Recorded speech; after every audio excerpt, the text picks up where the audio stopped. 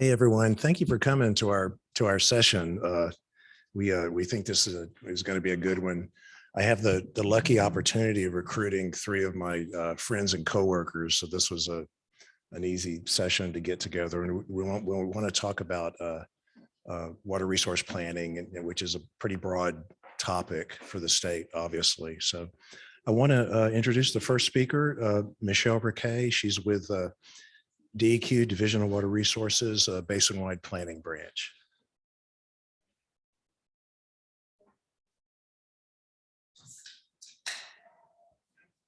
Thanks, Craig. So I'm here to give you kind of a big picture perspective of what we do with the Basin Planning Branch and how we look at water resources across the state. I'm going to start the presentation just kind of giving you what is basin planning, how do we look at it, and then go into what is in a basin plan and how we put it together. And also let you know how we engage with stakeholders. Who all do we work with when we're doing a basin plan? So basin planning, we look at it as a watershed-based approach to managing our water resources. We're looking at the cumulative impacts across the entire river basin, so point and non-point sources of pollution that might be contributing to water quality impairments. We look at it as a single location, a single point of reference to present water quality and water quantity related issues. And basin plans are required by general statute. They are required to be updated every 10 years. And recent changes, which I'll kind of get into at the very end, have given us the opportunity to incorporate water quantity issues more and more than we used to be able to before. And you'll get to hear from a few of my colleagues about those water quantity pieces. So when we're working on a basin plan, what are we looking at? What are our information sources? I'm not going to spend a lot of time on this slide because it's a lot of information to take in, but we're working with our own agency, obviously, Division of Water Resources, but we're working with our sister agencies within the department, but we're also working with agencies statewide. And these are a list of our stakeholders. We're working with the local municipalities, we're working with the nonprofits. So when we're starting to put a plan together, we're reaching out to all these folks to say, we're putting our basin plan together. We want to hear your concerns. We want to know what we need to focus on. So when it comes to data during the plan development phase, and as we're pulling all the information together, we're looking at our biological monitoring. We're looking at our ambient water quality data, which is our physical and chemical parameters that are collected monthly by the state. We're looking at our lakes monitoring data. We're looking at swim advisories issued by Division of Coastal Management and Marine Fisheries, as well as the shellfish closures. We're looking at fish consumption advisories issued by the Department of Health and Human Services. We're looking at land use changes over time. So we're building all of this into the plan to identify what is our past, current, and potentially what are our future conditions and what are those going to look like. So this is kind of what goes into a basin plan. We have a section related to basin characteristics where we're looking at the geography, population, and non-point sources of pollution. So we have a piece about forestry, agriculture, stormwater, those pieces that contribute to water quality impairments. We're looking at our monitoring data and doing a thorough water quality assessment piece within our basin plans. We're looking at all the permitted and registered activities across the basin, and we're looking at water use and availability. And then we have those watershed chapters. So those watershed chapters give us an opportunity to kind of look at that big scale, but then where we can, we go down to a little bit smaller scale to that hydrologic Huck 12 scale to see if we can really come up with some good recommendations as to how to address what's going on in that area. So first I'm going to kind of go through our basin characteristics, which is kind of listed on this slide. I'm not going to spend a whole lot more detail on that, but what I really want to spend some time on, however, is our monitoring data and our water quality assessment. So one important piece that we need to keep in mind in North Carolina when we're looking at our water quality data, we're looking at that water quality data based on a stream's classification or that designated use for that water body. And so in North Carolina, all streams have a Class C classification, a designated use associated with them. So that's for the protection and propagation of aquatic life, fish consumption, and secondary recreation. So we have water quality standards for each of the parameters that we're looking at that are associated with this designated use. When it comes to Class B waters, those are for primary recreation. So those are where you're getting into the water, you're swimming.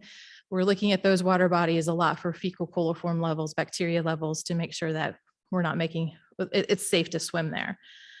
We have a water supply classification, and then we have supplemental classifications. And those supplemental classifications can either be a more strict water quality standard, or it could be land use regulatory. So there could be less development that can be allowed, or certain BMPs need to be installed to protect that supplemental classification of outstanding resource water or trout water or swamp water.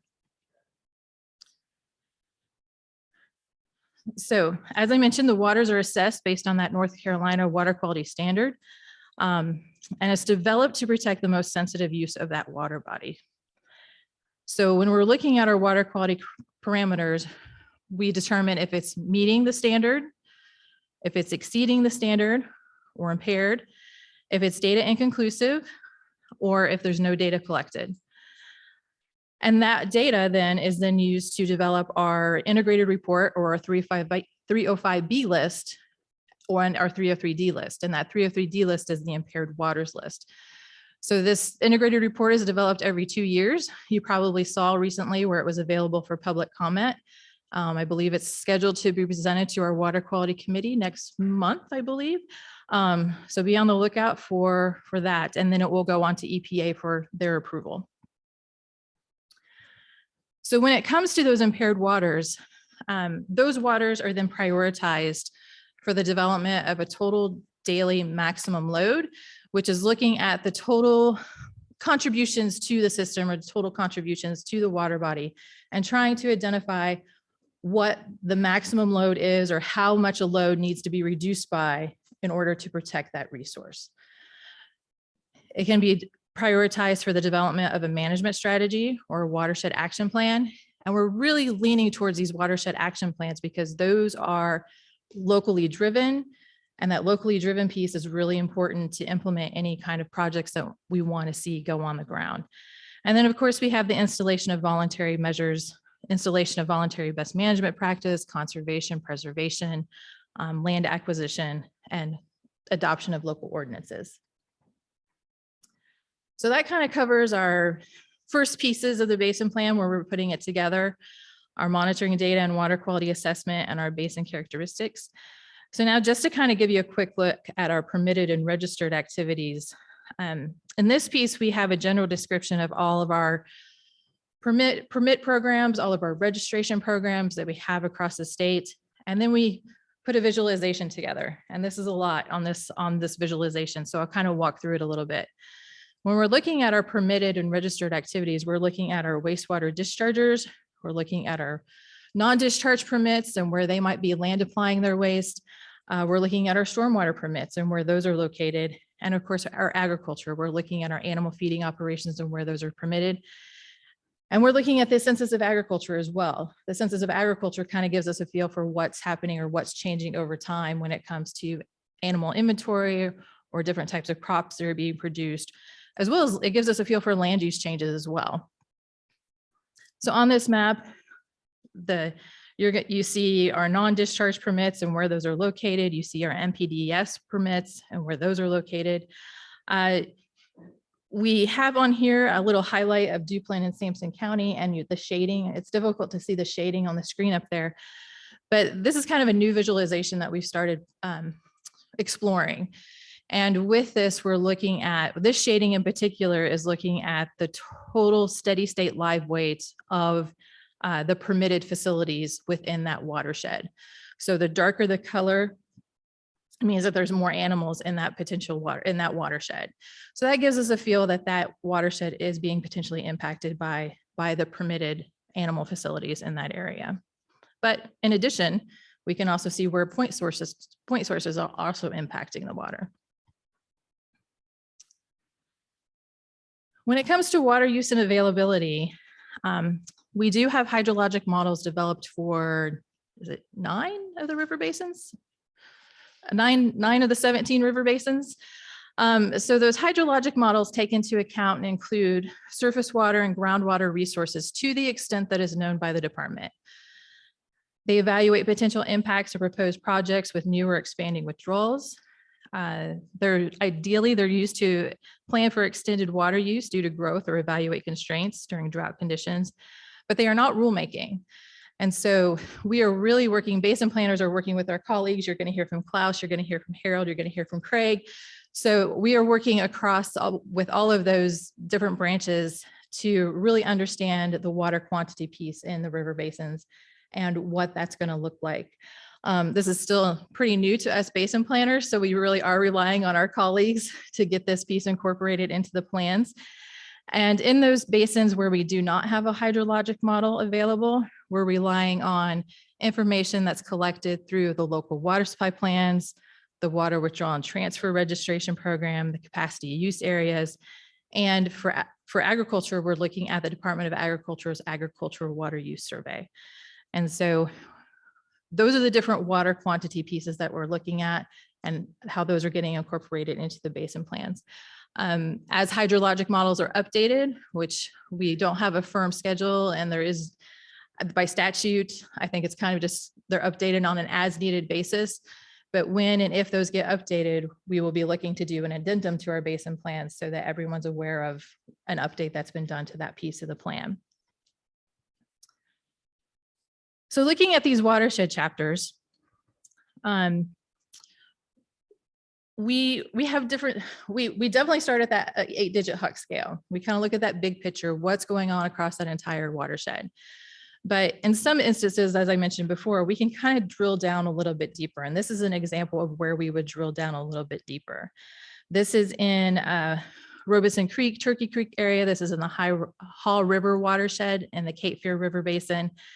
And on the map, you see where we've had monitoring stations. We'd have benthic and fish monitoring stations. And on the table is where you see an example of the integrated report. So this is what the integrated report would look like. It gives you the stream name, from where to where, and what category it's identified in. And in this case, the benthic communities are all in category 5, which is exceeding criteria. So it's on the 303D list of impaired waters. So this is an area that we would go into and we would work with stakeholders. So if we have stakeholders that are willing to help us, we can really get into what is happening in this watershed and incorporate some of their suggestions. So utilizing those watershed characteristics along with that water quality data and the water quantity piece, we want to understand the current conditions and how things have changed over time. We work with stakeholders to identify actions to preserve, protect, and enhance those water resources in the watershed. And then working with those stakeholders again, we try to identify measures needed to protect those resources. So whether that's voluntary best management practices, repairing buffers, the development of a localized watershed action plan, and we have a champion in that watershed who is willing to do that and start that for us. And then evaluating permit limits. This is a goal for us internally, is to make sure that as our NPDES permits come up for renewal, that we're taking a look at them and we're understanding what they are monitoring and what potentially they could improve upon monitoring to capture or understand impacts to water quality. So just some final notes. I think I kind of sped through this, but awesome. So some final notes. Our basin plans are used to report on current and past conditions, changes over time, and plan for the future. Our basin plans have evolved over time. And when you go back and look at our first basin plans, they're really just a report of water quality conditions. And there's a few recommendations in there. But we're really trying to change them to where we're looking towards the future. We're really doing some planning and working at that local level to make some changes at that smaller watershed scale.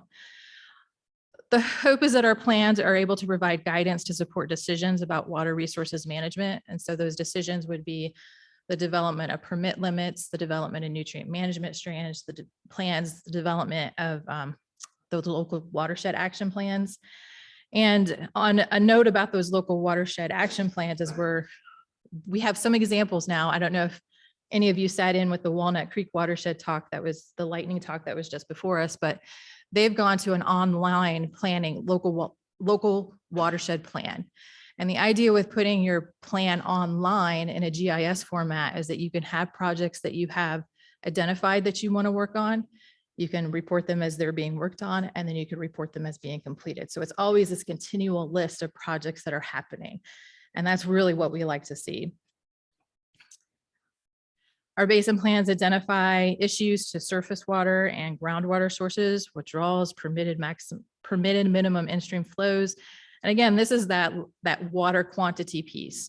And Session Law 2021-158 changed our basin planning statute to really try to help guide us as to how to incorporate those water quantity pieces into our basin plans. And it's still a learning process for us. So I think you're going to see it evolve over time with everyone's work at the table. And basin plans are not a rule. They don't have any permitting authority, and they're there as information sources, as educational sources to the community as a whole.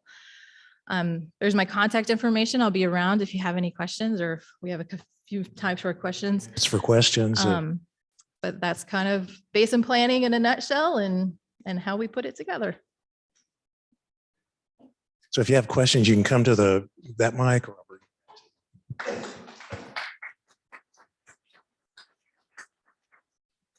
Hi. Hi. I know all these people. I used to work in municipal permitting, and I kind of have two questions. The first is about NPDES permitting. I know at a very high level, that they look at, the basins and the modeling and everything to make sure that they're not impacting the stream. So when you mentioned you look at NPDES permits that are for renewal, do you look at every permit or only ones that are in certain basins that are more at risk? It depends on workload. I mean, a lot of it does depend on workload. And we do have a working relationship with NPDES. And so there are certain permits that the NPDES permit writers will actually come to the basin planner and say, hey, I really want you to focus on this. I really want you to take a look at this. So we have the opportunity to look at all of them. I wouldn't say we really target an impaired versus a non-impaired area, because we're seeing increasing nutrients across all the waters. So it's really based on workload and if we're specifically asked by a permit writer to take a look at it. Okay, that totally makes sense. My second kind of question is, NPDES dischargers are, a known point source, but, SSOs, sanitary sewer overflows, have been increasing with all the rain and everything that we are getting. Have you considered or looked at anything related to SSOs, like in certain areas? Because we know that some areas are having a lot more of them, and that's worse than, the NPDES discharge. So we're still exploring how to incorporate that a little bit more into the basin plans. I think there's some tools and information sharing opportunities being identified right now as to what SSO, as to where they are located. When we look at permits, we are looking at that. So we're looking at how many violations have they had, what are maybe some of the changes that are being made. So when it comes to ones that we know are having an impact, we will specifically include those in a basin plan and work with the regional offices to say, what steps are you taking, or what steps have you taken to address the SSOs at this facility, or how much is being discharged at this facility. So it's still kind of a process as to how to get that information out and how to get that information incorporated, but we have been taking that into account. Okay. Yeah, thank you so much. Yeah, you're welcome.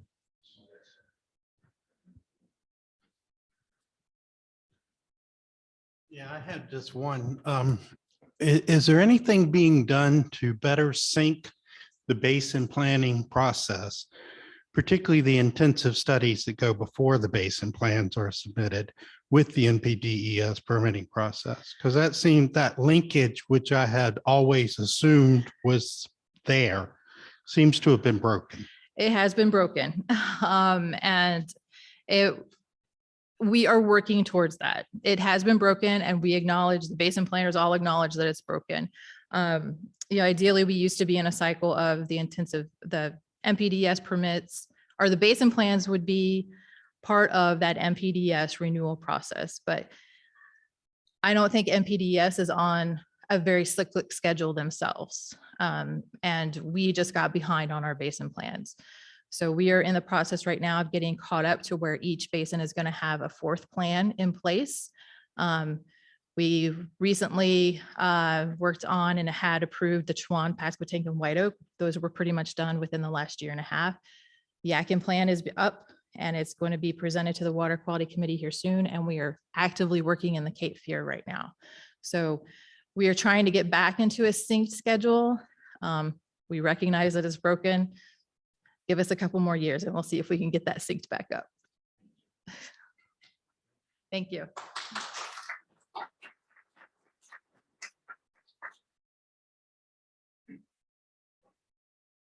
You're going to love the next speaker.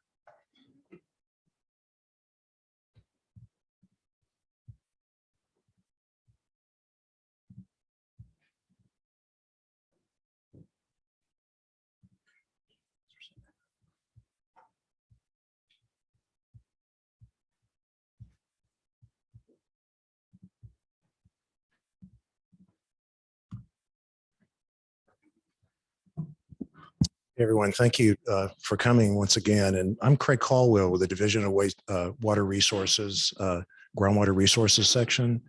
And I wanted to talk about a groundwater resource planning, and it's kind of a word. Resource planning is kind of a word that's been conflated with a lot of things. And I'm reminded with seeing Michelle talk that there used to be a Division of Water Resources that was truly was quantity planning and rivers and groundwater, and Division of Water Quality was combined with that. And now we're doing these wonderful basin plans that include a lot of good surface water stuff. And we're more and more incorporating the groundwater side of things. So the word resource planning, it certainly involves water quality. And my past has been more the quantity side and the quality side, like what I'm doing now. But so just keep that in mind. The number of people drinking groundwater is pretty much right at 50% for the state of North Carolina. That's not quantity, that's population. And 20% of those are private wells, 30% are public wells. And there's some so-called conjunctive use on the surface water side, but usually those entities are mostly that little blue part in the bottom. And then of course, 40% is public utilities treating surface water. And I want to show you the scary slide. These are all the facilities managed and permitted by DEQ. And you may have seen some of the talks here. In red is water resources. The waste management sites are on top of the layer of the red, so you can't see, but you may not know that there are many animal operations that DWR regulates in Duplin and Sampson County and various things like that. So on the groundwater side, almost all of these sites have a groundwater component. There's a threat to the groundwater contamination. And you could say that things like the Clean Water Act, which doesn't address, of course, groundwater directly, certainly RCRA, CERCLA, these federal laws that we implement, you could say that those are planning for the future of groundwater quality and availability and protection.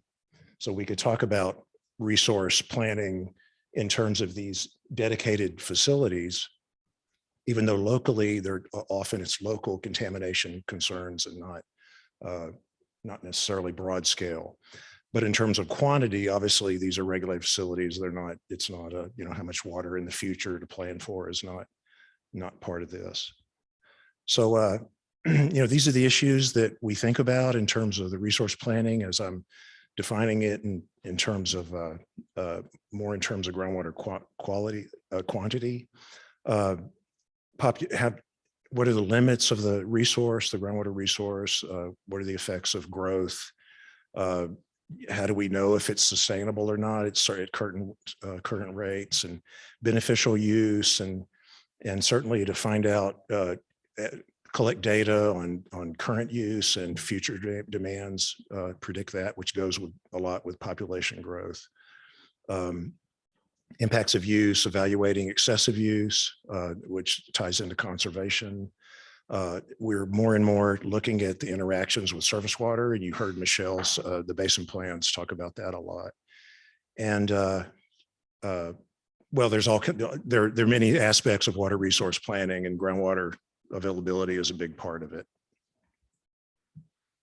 And so these are the entities within DWR that deal with groundwater resource planning, and I'll talk about each of these. The Central Coastal Plain Capacity Use Area program is key with this, and we also monitor statewide, and we monitor for water levels and often for water withdrawals, and we've begun sampling the state-owned wells at the state level. Now I'm talking about the state activities. There are many. I'll talk about counties as well doing different things.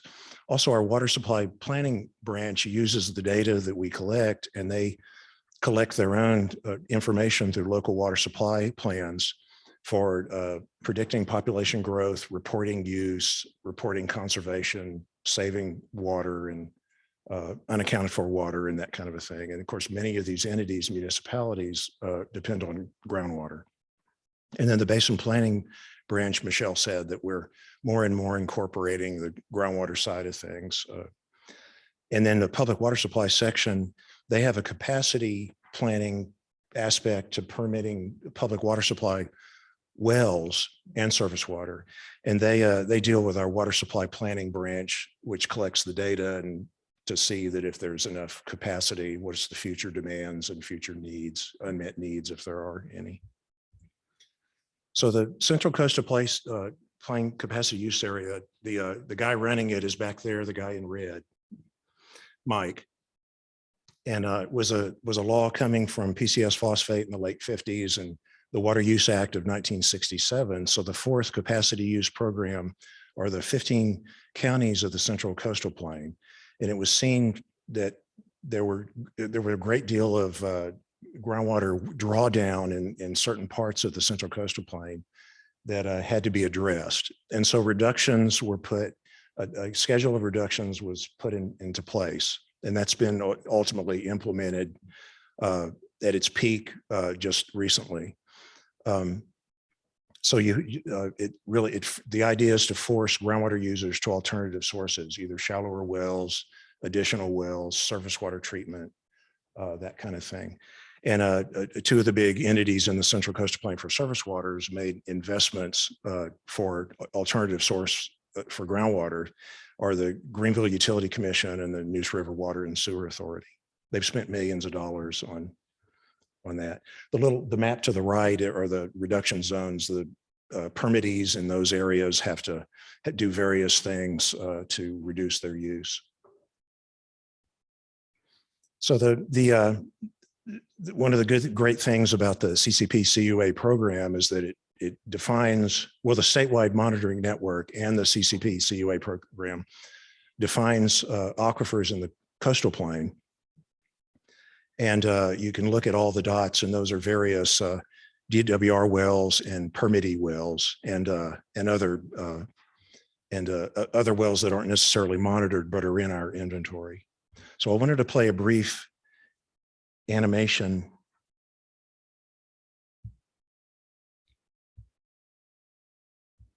Well, it's not going to let me in this browser. Okay.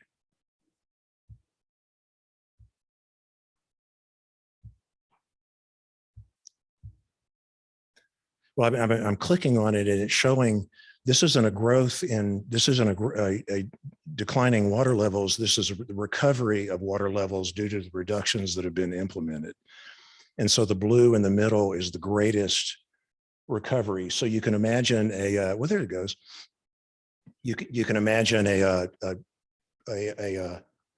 cone that dips down from large withdrawals, and imagine that cone recovering like this way, some trumpet-shaped depression recovering like that, and you see drastic recovery in the middle. So we don't show the cone of depression. We show the recovery from 2007 to fairly recently.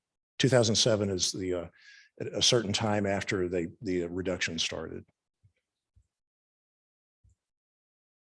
So here's the statewide monitoring network of state-owned wells that are monitored by the state. And of course, you see that there's a kind of a sort of a bias toward the coastal plain, because these are large-scale aerial expanse aquifers of large, sort of pancake aquifers that can be dealt with as common groundwater resources, as opposed to the rocks and things in the mountains, which is more of a very local water supply. And then here's the kind of thing you can see on our website. You can look at individual wells. You see a lot of wells in the Central Coastal Plain because there's so many permitted entities. So we know about them, those private wells and those agricultural wells. Not so much for the rest of the state because groundwater is much less regulated. And so here's the kind of thing. Once again, you can show an aquifer where. And this is a saltwater intrusion, and there's a little hydrogeology 101 diagram. But to the left, the zone in red to the left is a threatened zone that shows brackish and slightly saline water, possibly due to pumping. And so regulation is intended to control that kind of a thing, because once you have saltwater intrusion, then it's a little bit game over in terms of a water supply. So you really don't want that. It's a really bad thing. So I could go through, you can just see how in the middle, the top of the diagram, that you have a little bit of pumping, not much effect. And you see how the sea comes in through the aquifer because of pressure, and it's driven back by aquifer groundwater pushing at that wedge coming in. But if at some point, if you pump a lot, the saltwater wedge comes in, and imagine sinking a well right by the coast there, you would encounter more and more likely to encounter saltwater. And you can see how it can be drawn up into a well. And then of course, the last is a strategy that you can actually drive back. You can withdraw the resource, but drive it back with injecting closer to the saltwater wedge. So here's the water supply planning branch, local water supply plan interface. And these are municipalities by law have to report their information about their plans for the future, their capacities, their populations, their use, their future demands they encounter, their leaky pipes. There are lots and lots of data that we collect by law for any municipality in the state. So this is really good data. This is really good planning data. So much of it is for groundwater data. And then, so here's the basin planning unit. And here's what Michelle said, these are the basins of the state. And these are all addressed by basin plans, more and more having a groundwater component. The basin plans are based on groundwater models. And by model, I mean the whole framework of a model of intakes and discharges to the surface water. It's not we're not talking about the software. So many of you, OASIS model, CHEOPS model, many of you on the groundwater side might hear about ModFlow and MT3BD and things like that. Well, that's like Microsoft Word. That doesn't write your report for you. So a groundwater model is a framework that tool is used behind. And then here is just quickly the public water supply. They consult with the municipal water supply planning group.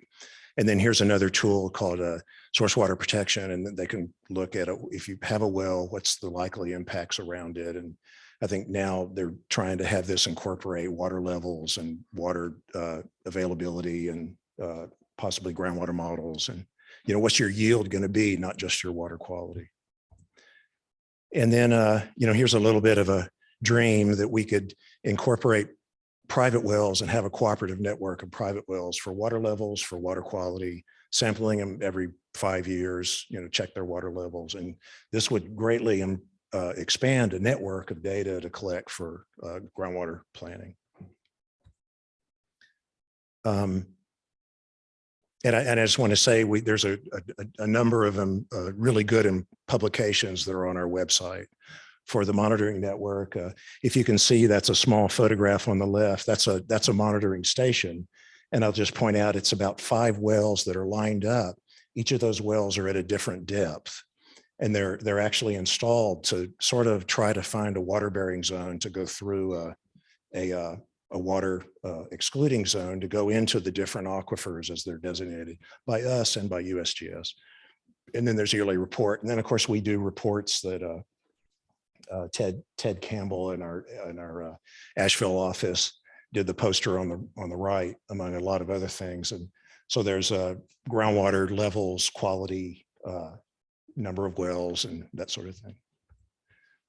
So I want to talk about counties now, and there are a few counties that have actually have groundwater programs, and we try to be the entity that can help the have-nots. So these are the haves, the 99, the 1%ers basically, and we try to be in a position to help the counties that don't have that.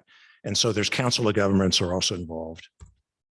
And so here's Onslow County, and they had they're in the capacity use area for saline water encroachment reasons. And they don't have any surface water. They're totally dependent on groundwater. So they contracted, this is Onslow County itself, City of Jacksonville, and Camp Lejeune, these are very important entities. And so they contracted with the USGS to create a model and a hydrologic framework. So here's the instrument that came from USGS for the framework, and you can see the transacts of the lines across the county, and this is just north of Wilmington. And then you see all the framework cross sections that they created. And of course, a lot of this is data from DWR, geophysical and otherwise, but they did their own USGS magic on it. And then, okay, so then Wake County also has a program as another example. So they have a network, they have a contract with USGS, and of course they're a very fast growing county, and they do have surface water, and they have issues with small public water suppliers impacting Falls Lake, for example. So that's one of their concerns, besides the water quality and besides the fact that here's a fine scale geologic map from our friends, the Geologic Survey. And you can see to the right is the Roseville granite. And you might have heard of radionuclides in Wake County and in Franklin County. So that's a big concern. And then here's a product that the GS is coming up with, and that our friend who came up with the micro, this is Orange County. And so you can have an arsenic risk map if you have really fine geologic mapping. And these are publications, famous publications from USGS with groundwater availability for the Eastern Seaboard. Here's USGS, the wells that they use for monitoring. So here are other planning efforts, academia, and I'm embarrassed to say I didn't include NC State, and there's so many others. And then there are hydrogeologists, engineering firms are very involved in predicting and planning for the future, and then councils of government. And then here's, what's next, and here's a list. I won't go down the list, but here's the many ideas that we're thinking of and what could improve our groundwater planning efforts with data collection and involvement, modeling, determining availability, actually mapping aquifers in more detail, that sort of thing. And how can we help you? We'd like to engage with anyone interested in this room. Just approach us to talk about your interest. If you represent a county, if you're from Wake or anything, we're highly involved, more with Onslow County than Wake. Please come talk to us. Help us improve this kind of an effort. I'm kind of new to presenting this topic. You were sort of catching up on the groundwater side. We're much farther ahead. We have lots of data and lots of regulatory control. We know the problems, but what's the future hold for us is different. And we have a lot of expertise. We have a lot of people who have experience, just not necessarily the job function directly, but we have a lot of expertise to share with folks. And also, if any, you academic folks, we've certainly shared data and been involved with a lot of you guys. We know so many of you guys. So just give us a call. So, and I think there's no time for questions. So.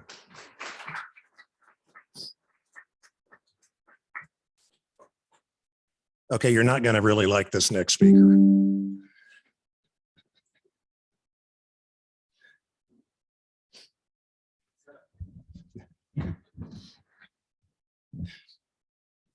So I want to introduce my friend. Oh, yeah.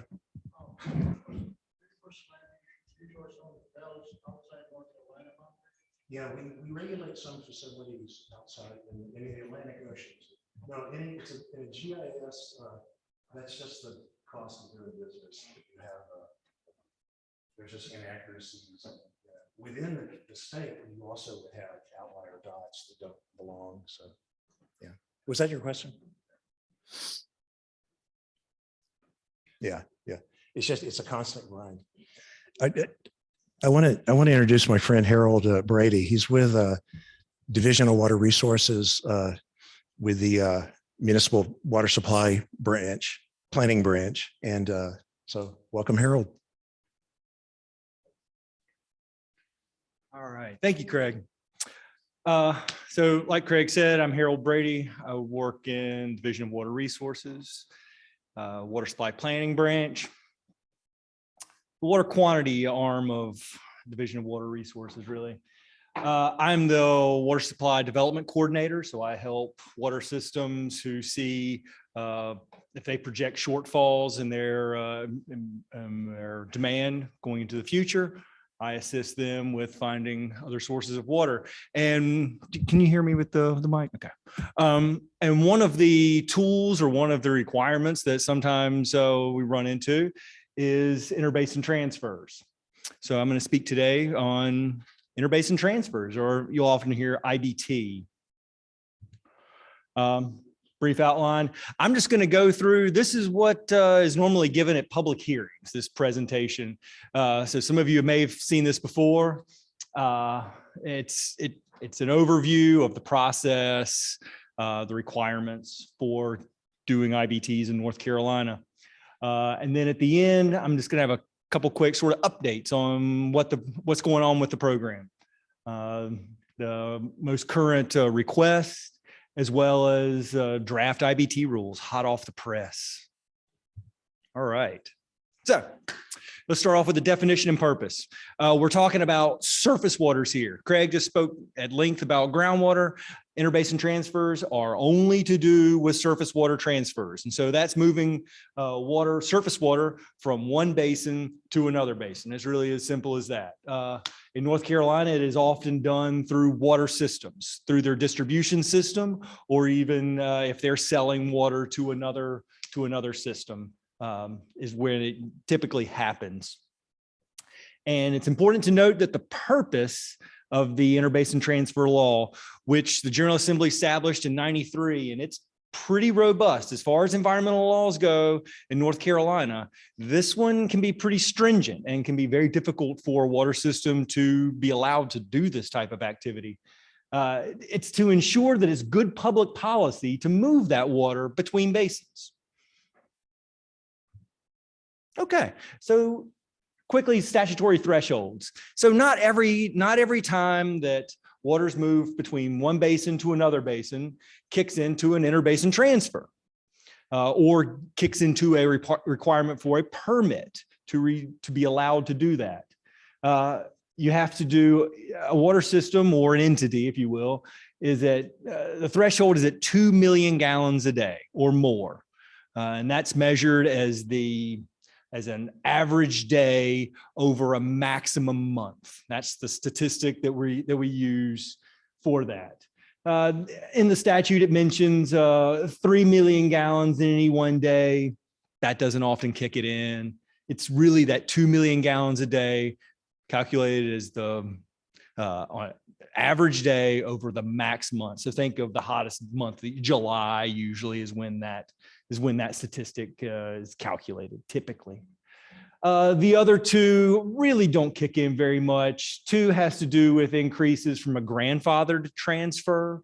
When the statute was issued in 1993, all the water systems who were already doing this type of stuff, which are many, a couple dozen across the state, were then allowed to continue to do their business as they had already established their distribution systems. And then number three, that gets into an existing transfer as well. So really it's that first one. Okay, so what is it? I'm gonna linger on this slide a little bit because this is pretty good to explain what it how do we calculate an interbasin transfer? In this slide here, and I can't see all the way from here, so I'm going to stare at this guy. In example 1, the example A there at the top left, you've got a town that's withdrawing out of its source basin 10 million gallons. Okay, and it goes into the distribution system of the town, shown by that oval there. The town is sitting on the basin boundary. Very typical in North Carolina and really across the country that a town is built up on the ridge line. So that ridge line cuts across the town. 2 MGD of the million gallons a day is used by within the source basin by lawn watering or a septic system, but it's consumptively used right there and doesn't go into a collection system, a wastewater system. 3 MGD, as this figure shows here, is used consumptively, like I mentioned before, lawn watering, septic system, in the what's called receiving basin. So it crosses the basin boundary. Okay, that's an interbasin transfer. Another 5 is sent to a wastewater treatment plant, is collected through the wastewater collection system, sent to a wastewater treatment plant in the receiving basin. So the total interbasin transfer for this town, if I'm seeing this right and doing my math right, is 8 million gallons a day. So it's important to note that it's not the net transfer, it's not how much you withdraw is the IBT, it's how much you actually send over. In example B, it's a somewhat similar situation. They're withdrawing 10 million gallons. The town is entirely in another basin. And once again, that town consumptively uses the 5. That's an interbasin transfer because 5 is going to across that basin boundary. This town has its wastewater treatment plant back in the source basin. So they're sending 5 back. In this example, it's 5 MGD is the interbasin transfer. But if you remember, the threshold is 2 MGD. So they need to come to the state or Division of Water Resources to get a permit.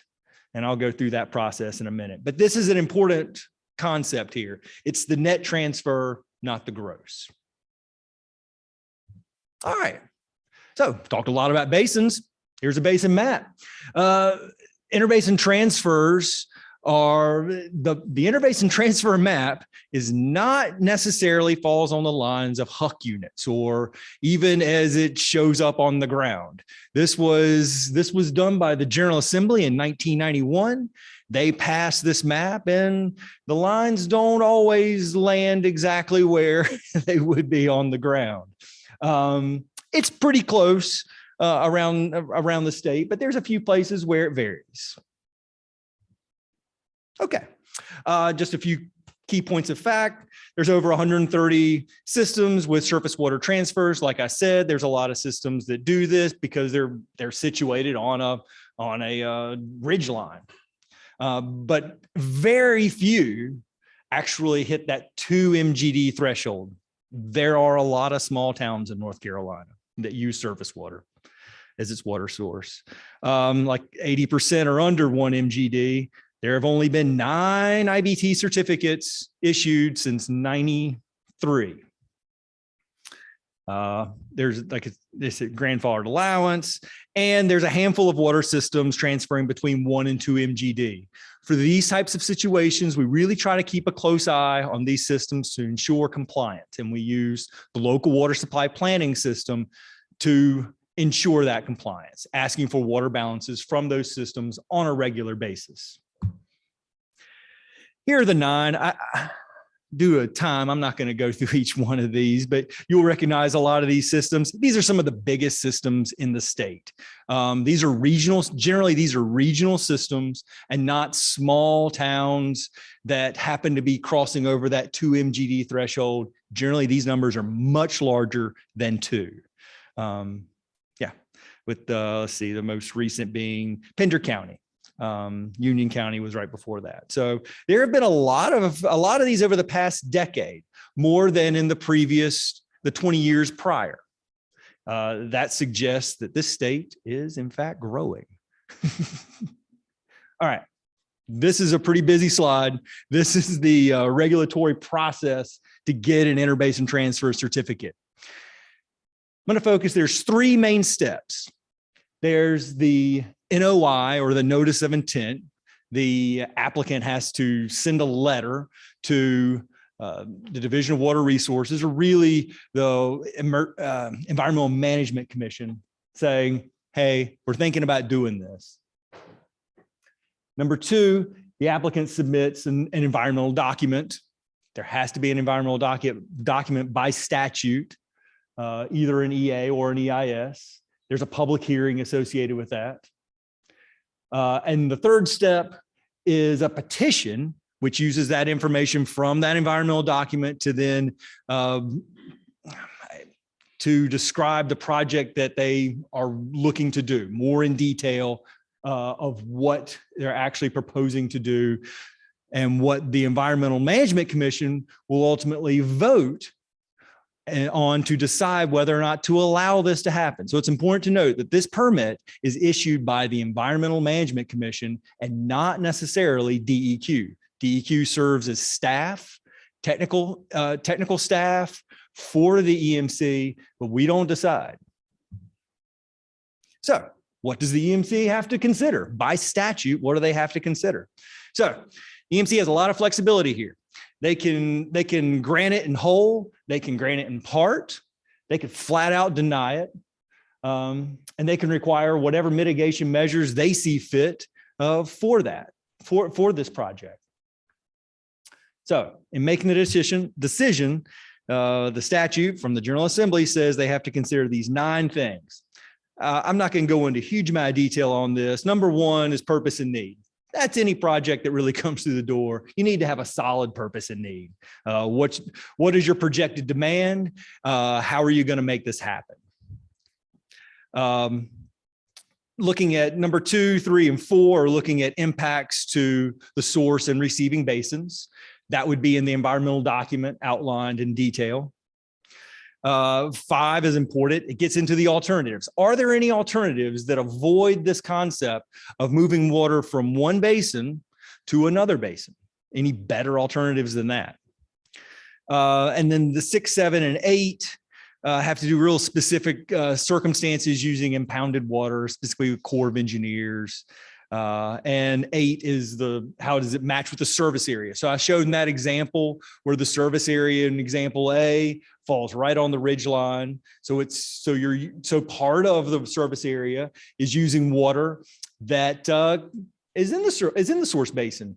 Example B, they're not, those customers aren't using, they're totally outside the water from the source area, from the source basin. Okay. And the General Assembly gave the EMC the ability to say anything else you got, any other facts that you see are important. That's part of your findings of fact in your decision making. Okay. And they said, you got to have conditions and limitations on this. Like I said, this statute is pretty stiff as far as environmental law in North Carolina goes. They've got to have several plans, water conservation, drought management, compliance. They have to submit monitoring reports, quarterly and annual. There's the ability to reopen if new information comes up, and the EMC can at that point change their mind on what that certificate said. The co-applicants have to be defined at the time they were put in, and the EMC, as with other flexibility I noted, has the ability to impose additional conditions as necessary. And I'm telling you, the EMC can and has done that in the past. They certainly take that responsibility seriously. Okay, I went through that pretty quick. I wasn't sure how much time I was going to have to get to these 2. Do I still have a little bit? Oh, okay, I'm good. Got time for questions too. Including questions. Okay. Got two more slides here, folks. Our current project in the Interbasin Transfer Program is for the town of Fuquay-Varina. They have submitted a notice of intent a few years ago to request from the EMC a transfer of 4 MGD from the Cape Fear to the Neuse Basin. So what they proposed is to purchase water from Sanford, and then they have an existing wastewater treatment plant in the Neuse Basin. And so that's how it would be withdrawn out of Sanford. They build a pipe, send it to their distribution system, and then the wastewater would discharge from their existing wastewater treatment plant in the Neuse Basin, Terrible Creek. IBT is a long process, and we're kind of used to it taking not a specific amount of time, like you see a lot of permits come through. The time is largely applicant driven. When they have the appropriate paperwork ready and are ready to submit, and then at that point, there's a lot of review. So, yeah, okay. The hottest thing off the press are draft interbasin transfer rules. These are administrative rules. There is a scheduled public hearing on this May 5th. It'll be virtual, online. I don't even think it's even hit the the register with Clearinghouse yet. So it hasn't necessarily been announced, but that's when it's going to happen, May 5th. And then after that, we will collect comments over I don't want to say the wrong number, but it's I think it's 60 days, but we'll collect comments, have a hearing officer's report that comes out. That will then go to the Environmental Management Commission for their approval, at which point then the rules. So I jumped ahead here. The rules, the rules have been developed over a couple of years. They provide the main point of it. They provide some specific definitions and detailed procedural explanations that are not necessarily in the statute. The statute's real good and it's real prescriptive, but every project is its own snowflake. And there are certain things that procedural processes that aren't necessarily outlined and spelled out in statute, that with these draft rules, we hope to get them more spelled out. Last year, we had stakeholder comments last summer. They were very good. And then, like I said, the summer, we'll have the comment period, final rules for EMC in November. First of next year, some new rules. I went real fast through that, and I apologize, but I wanted to leave a little bit of time. If anybody had any questions, do I have any time at all? This website right here, last summer we redid, DWR redid the website, so that address is not correct anymore. But if you go to google.com and type in NCDEQ IBT, you'll get the right one.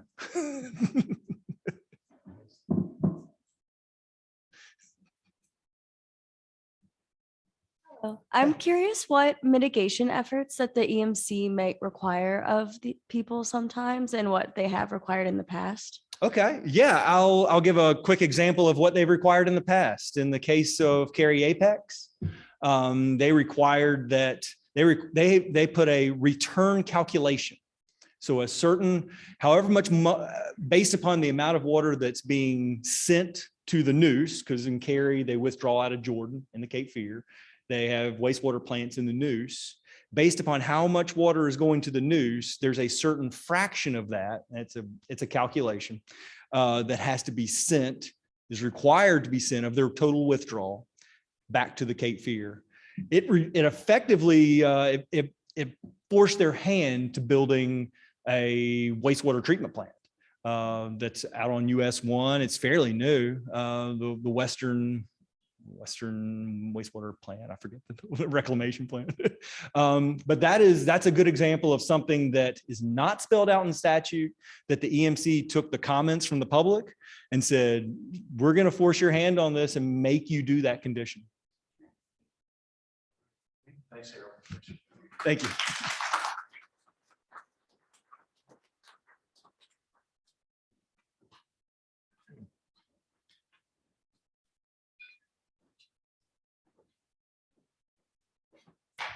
And our last speaker is Klaus Albertin. He's with DWR's Water Supply Planning Branch as well. And see what changes.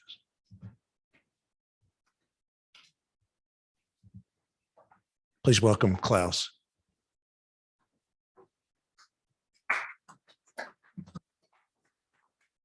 Thank you, Craig. My job is to try and keep everybody awake for the last session of the day before the lightning talk. My boss asked me to give his presentation. He called it Water Supply Planning Current and Future Water Demands. I think it should be called The Challenges of Water Supply Planning in North Carolina. So just the topics I'm going to talk about: the statutory requirements we have, a little bit about the use and demands that we have, and then really the challenges of coming up with a good water quantity plan in North Carolina. So really, the goal of water supply planning is to make sure that we have enough good quality water for the residents, for business, for the ecosystems. And, we need an understanding of how much water we have and also how much water is being used now and into the future to be able to do that. Different water uses, it's probably pretty obvious, but agriculture, domestic use, power plants, industries, mining, public water supply, recreation, and then, some for keeping aquatic life healthy. And then also looking into the future about what kind of water uses we'll have down the road. North Carolina is a riparian rights state. Definitely different than the West Coast.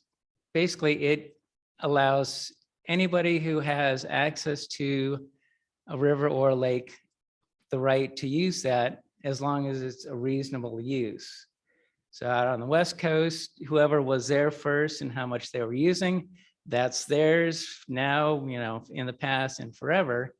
North Carolina is different. It's if you have access, doesn't matter what's upstream and downstream right now, if you have access, you can take water as long as it's reasonable. There's pluses and minuses to that. Craig talked a little bit about the CCP CUA. That's really the only permitting that we have, any required permitting within the state of North Carolina. Again, it's riparian use, so you have access. You don't have a permit that says you get 0.5 MGD or 2 MGD. We just don't have a permit process, except in the CCP CUA, where that was set based on current use, and then it was decreased over time to get that water table back up. There's also the river management. It's a voluntary capacity use area, and instead of having the state come in and specify how much each could use, they said, okay, we're going to work together, Orange County, Hillsborough, and manage the River so that it has the water it needs, and as demand increases or during times of drought, we're going to cut back. So they voluntarily did that. Those are the two areas that really have restrictions on water use. We do have a registration process, and I'll get into it a little bit more.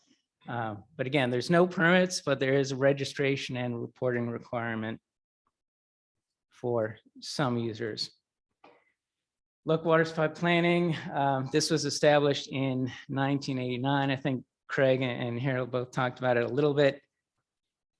It requires any local government or large private entity, such as like Aqua, that has more than, so any local water supplier or any private that has more than 1,000 connections or 3,000 people have to submit within the local water supply planning program. And it's a look at what their current use is, and also looks out 50 years and what they're projecting to be their future uses. And then it also does include a water shortage response plan, how the system is going to deal with droughts and other sorts of emergencies as they come up, and water surface transfers related to the IBT program, if that applies. And the local water supply plan has a lot of different components. It looks at how many miles of pipe you have, how many different meters, how they're replaced, what kind of billing, is it a flat bill, is it increasing rates, really looking at how each system handles it. There's 557 local water supply systems right now out of all the different thousands of water systems. Only 557 meet that threshold of being a public system or a large private system. I'd also looked at what the service area is, what the usage is for residential, industrial. So we really get an idea of how they're using the water, how much they're using it, talks about where they get their water from, looks at wastewater discharge, so we know how much is coming in versus how much is going out. And then the projections, as I mentioned, it looks at how much you're using now, how much they think they're going to use in 2030, 2040, 2050 for the different uses, residential, industrial. And also looked at how that compares to what their supply is. So right now they may be using 1 million gallons that they get out of the Cape Fear River, but their capacity is 2, from their plant.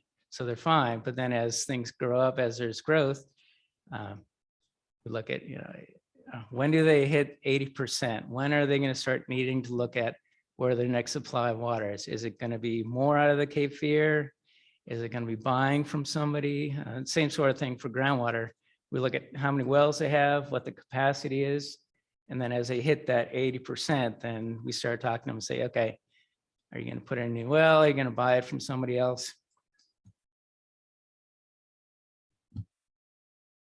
And then kind of similar to the local water supply plan, that was focused on water utilities. We also have a water withdrawal program for any agriculture user that uses over 1 million gallons per day on any single day, and any non-agricultural user that uses over 100,000 gallons per day on any single day.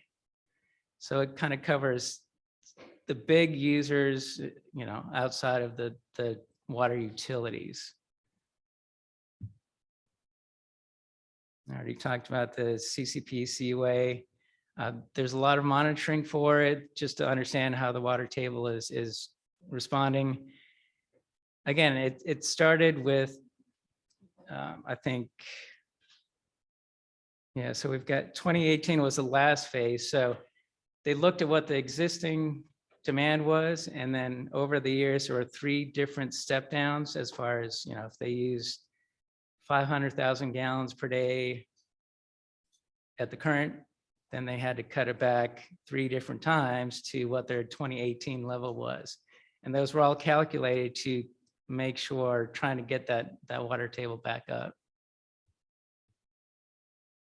And then kind of the final set of information we have, there's an ag and water use survey.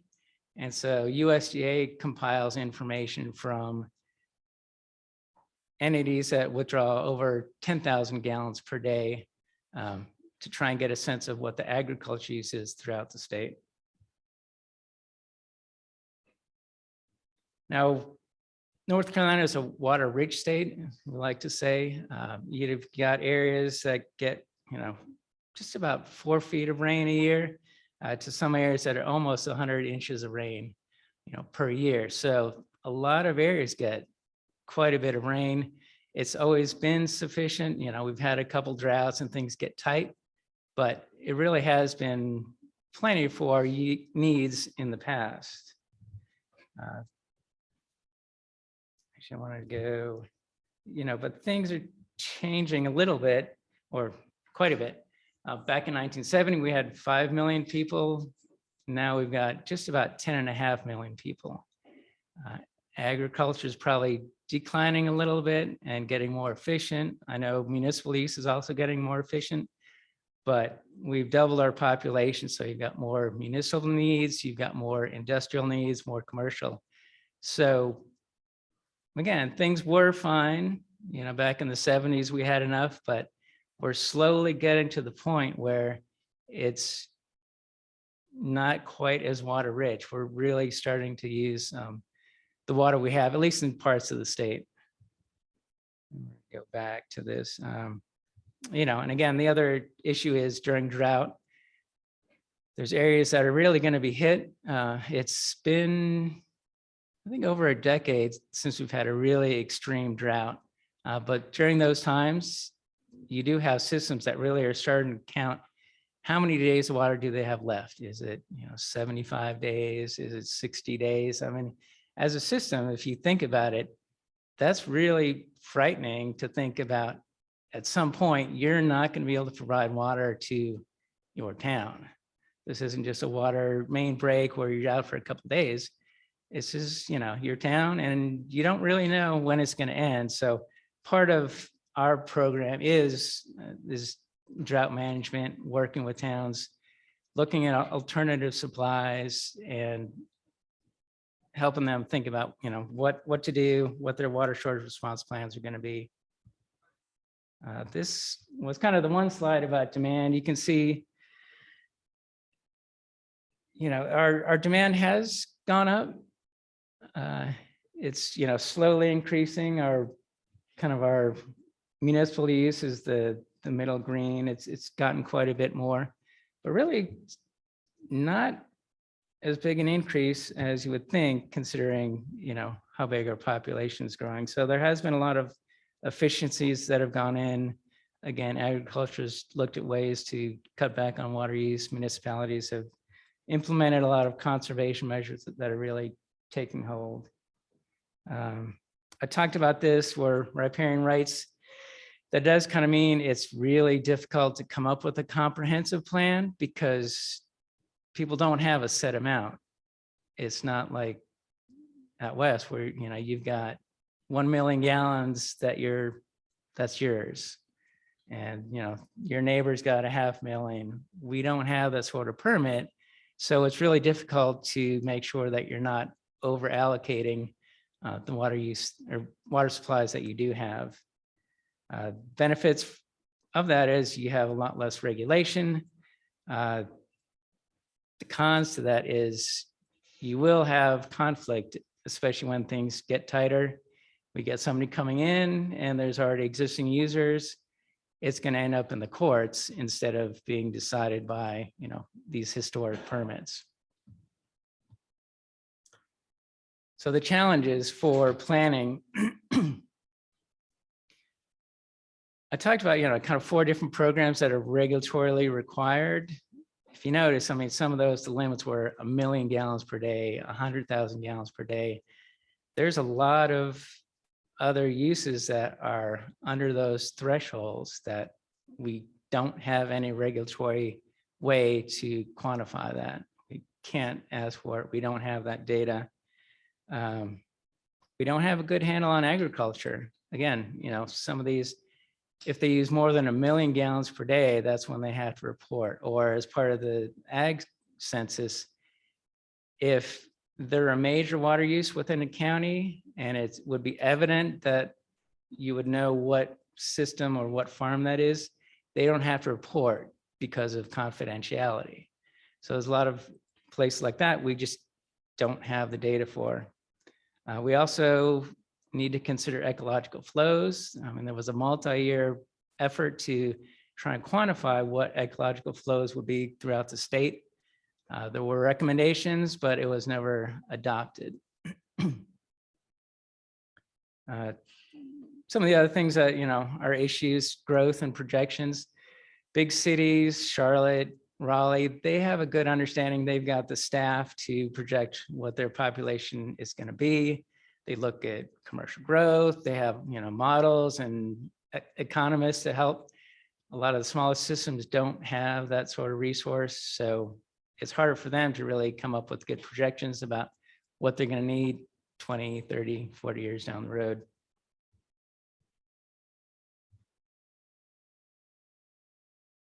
We've got a lot of monitoring information, but we could always use more.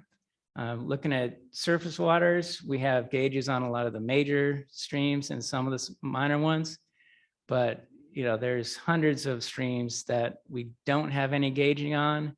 And so we have to use regression equations or estimates for determining what, low flow, what the capacity would be during low flow periods.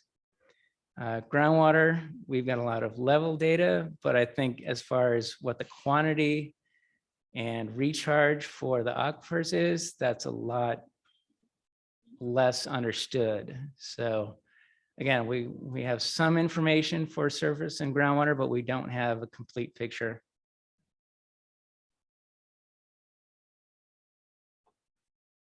And then I think, one last point, talking about aging infrastructure.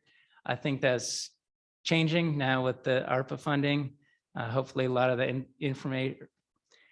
funding does go to improving infrastructure, but there's a lot of systems that, currently have a good supply, but they're losing 20, 30% of the water that they do bring in.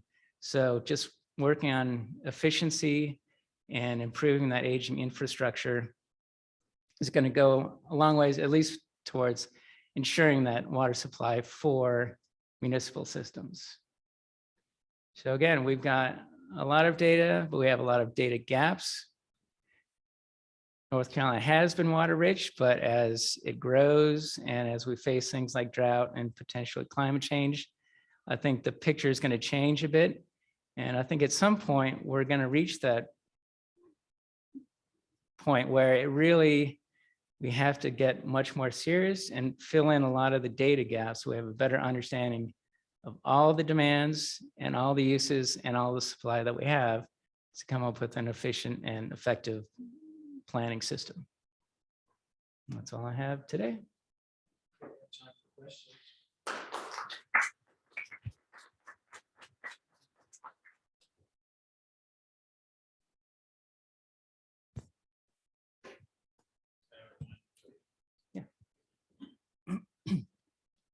My question kind of relates to your presentation on IBTs.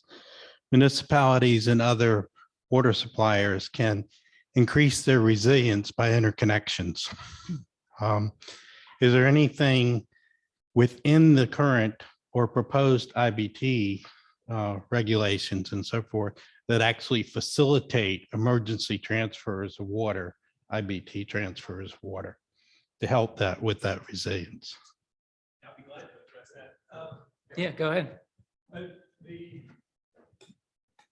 So the draft rules that I mentioned, we decided to tackle that headlong.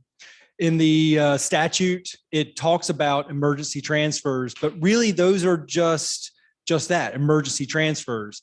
It doesn't really deal with known things that may temporary transfers that may not be an emergency from interconnections. And so we're trying to tackle that in the draft rules, staying within the current statute, but also providing some ability for systems to interconnect and provide water to their customers on a limited basis or what have you. But yes, we're trying to do that in the draft rules. I encourage you to look at the draft rules and comment. I hope that. Yeah, that addresses it. And I do understand the difference between, say, emergency system where there's a plant that goes out or whatever versus something that's a little more foreseeable, but yet a drought can come along and put one particular water supplier in harm's way. And if I add one more thing, in the case of Carr Regional, they got an IBT certificate really largely because of interconnections. They were Henderson it largely was within the Yadkin, or at least in part. It was largely sending the water to its other, to folks within a larger regional system. So I think we'll deal with this more as regional systems come to the state to resolve those ideas. If I heard a question earlier about merging water systems in the previous session. If water systems merge, I think IBTs will become more of a thing, and it won't necessarily be an emergency followed under those rules. It would be a full certificate, similar to what Carr Regional would had to do. Is that, am I making it more complicated? No. Yeah. That makes sense. I was just wondering, can you issue an IBT certificate that's basically inactive until needed in some drought situation? That's a good question. Right, right. Yeah, yeah. By the way, previous IBT person. Yeah, I do understand that, but it is, you know, the interconnection, the resilience of communities, it very much be impacted. Yes. Right. Well, and I'll add two things. I mean, in the local water supply plan, we do ask, do you have interconnections in case of emergency? So we're trying to get people to at least think about it. One thing about most of our programs, they're regulatory and they're required, but we don't have any really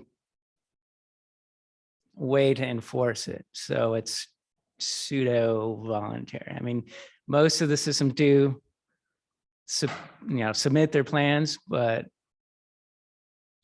not everybody. And then the second part is Division of Water Infrastructure, does have a program to encourage regionalization or provides funding to at least let systems look at that option. And so, yeah, I do think as things grow and water gets tighter and droughts come up, more systems will look at that, at least, on an emergency basis. Well, we're a little over. We have about 3 minutes. There's one last lightning round in 1A in 3 minutes. But I know I'm going to be in the reception, and I don't know who else, but if you see us, and then also tomorrow, you can, if you have more questions, by all means, approach us.